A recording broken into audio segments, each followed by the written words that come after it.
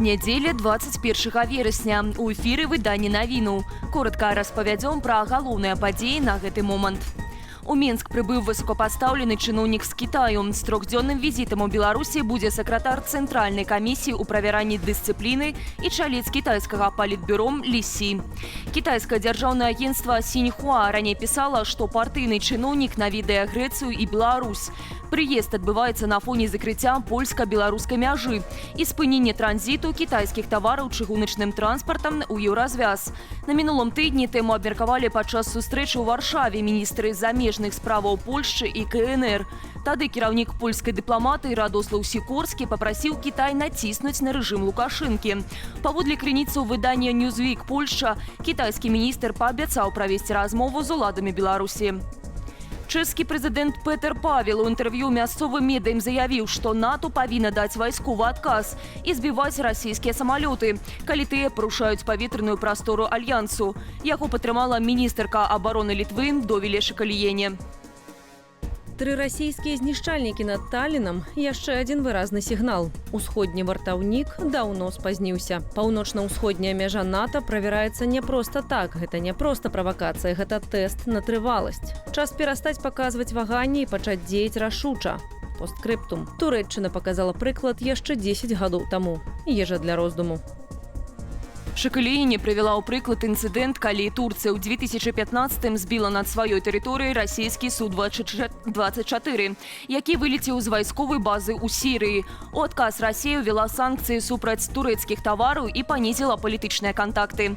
Нагадаем, у ноч на 10 верасня каля 20 беспілотнікаў заляцелі на тэрыторыю Польшчы. А ў мінулую пятніцу расійскія самалёты парушылі паветраную прастору Эстоніі і польскай свідравальнай платформы ў Балтыцы.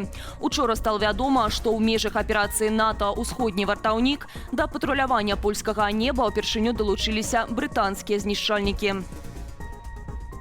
Беларусь выйшла на другое месца сярод экспарцёраў гарэлкі ў Кітай. Гэта вынікае са звестак за студзень-ліпень гэтага года, якія прыводзіць галоўнае мытнае ўпраўленне КНР. Паводле кітайскіх мытнікаў нашая краіна за 6 месяцаў паставіла ў паднябесную гарэлкі амаль на 1 мільён 700 тысяч долараў. У параўнанні з мінулым годам сума вырасла ў 3 разы. У гэтым паказніку беларускі алкаголь абышоў Расею. Яна на 3-м месцы, Італію і Інданезію. Лідарам сталася Швецыя. Гэтая скандынаўская краіна прадала ў Кітай гарэлкі больш як на 8 мільёнаў долараў.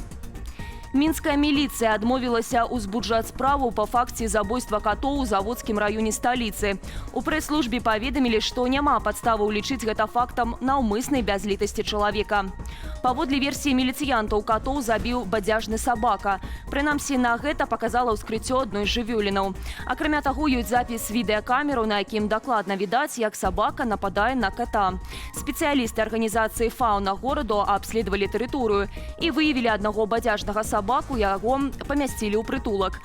Нагадаем, на мінулым тыдні жыхары раёну пачалі знаходзіць разадраныя целы катоў. Агулам было вядома пра дзясятак трупаў. Менчукі падазрывалі ў гэтым скуралупа і пачалі пісаць заявы ў міліцыю. Аднак ува ўсіх выпадках ім адмовілі, спаслаўшыся на сабаку. Свежая гародніна і садавіна, фермерскі мёд, грыбы проста з лесу.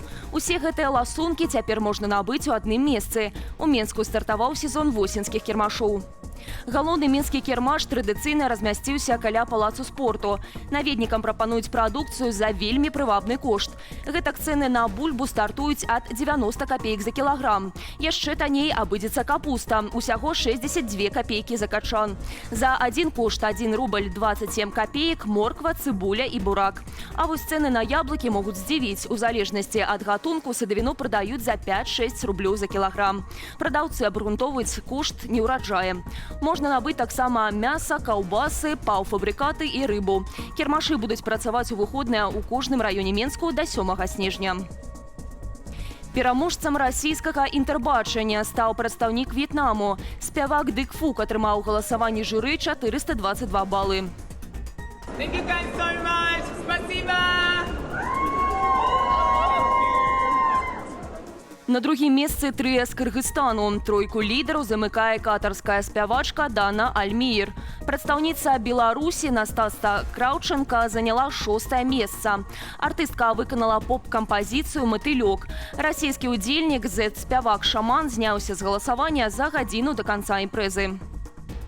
Я понимаю, что по законам гостеприимства я не имею права претендовать на победу.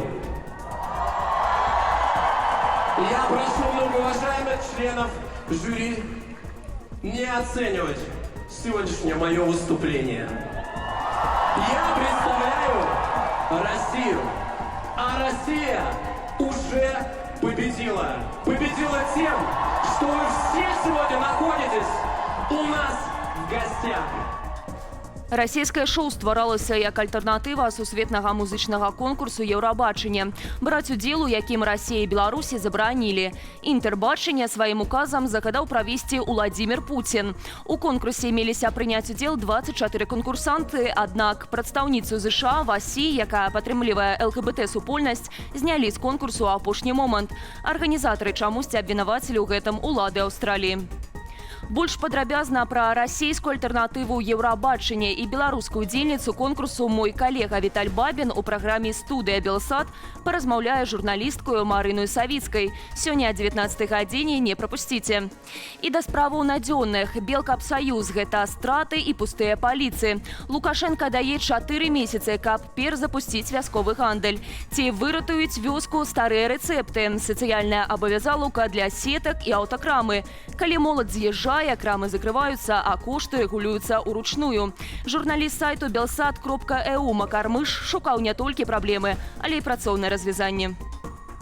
Лукашенко даручыў да 1 студзеня стварыць, цытата, «эфектыўную сістэму гандлю ў сельскай мясцовасці, у райцэнтрах вялікія гандлёвыя цэнтры, у аграгарадках меншыя крамы, у вёсках стацыянарныя пункты плюс развазны гандаль». Буйныя сеткі прапануюць прыцягнуць у неперспектыўныя вёскі як сацыяльную нагрузку. Маеш прыбытак у сталіцы, абслугоўвай сёлы. Але факты упартая рэч. Белкапсаюз, што жыве на бюджэтных уліваннях, паказаў страту каля 33 мільёнаў рублёў, пры тым, што ягонае кіраўніцтва атрымлівае заробкі вышэйшыя за міністэрскія. Крамаў у вёсках за 5 гадоў паменшала на 1,5%, штогод знікае да 250 крамаў. Рэнтабельнасць у гандлі ўсяго 2-3%, амаль траціна арганізацыяў стратная, бо цэны рэгулююць уручную. Чаму не працуе? Эканамістка цэнтру «Бэрок» Анастасія Лузгіна паказвае на 2 ключавыя прычыны. Дэмаграфія, людзі з'язджаюць, попыт падае, і перарэгуляванне. Малы бізнес не ідзе ў вёску, нізкія даходы плюс жорсткі кантроль за цэнамі. Чаму Белкапсаюз не ратуе? Цэнтральна вызначаны асартымент не адпавядае рэальным патрэбам, а сеткі не ідуць у малыя паселішчы, бо там няма аб'ёмаў. У Польшчы гэтую нішу закрывае «Жабка», дробныя блізка даступныя крамы з патрэбным мінімумам. У нас такога фармату фактычна няма. А вось што б дапамагло выправіць гэтую сітуацыю, чытайце ў вялікім матэрыяле Макара Мыша. У Новосибирской вобласці России дзейная сярэдняя школа абвалілася на вачах мясцовых жыхароў. Паведамляецца, што дзяцей у гэты час у будынку не было. Паводле меды ў школе ўжо амаль 90 гадоў, а яе знос складаў 70%. Момант абвалу трапіў на відэа, без каментара. Ну вот нам... Все. Все. Ну вот. Завалилось. Полностью все завалилось.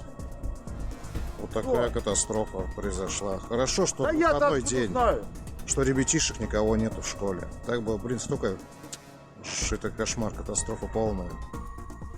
Поўны агляд падзею тыдня глядзіце ў вечаровым выданні студыі «Белсат». Палітолог Дмітрый Балкунец паразважае пра тое, чаму Лукашенко так і не вырасціў сабе пераемніка. Прадстаўнік Белполу Уладзімір Жыгар апавядзе пра новае расследаванне. А мае калегі завітаюць на прэм'еру свабоднага тэатру. Я ж на гэтым з вамі развітваюся. Заахвочваю ставіць падабайкі, каментаваць і дзяліцца нашым выданнем. У тым выпадку, калі гэта для вас бяспечна. До сустрэчы ў эфіры.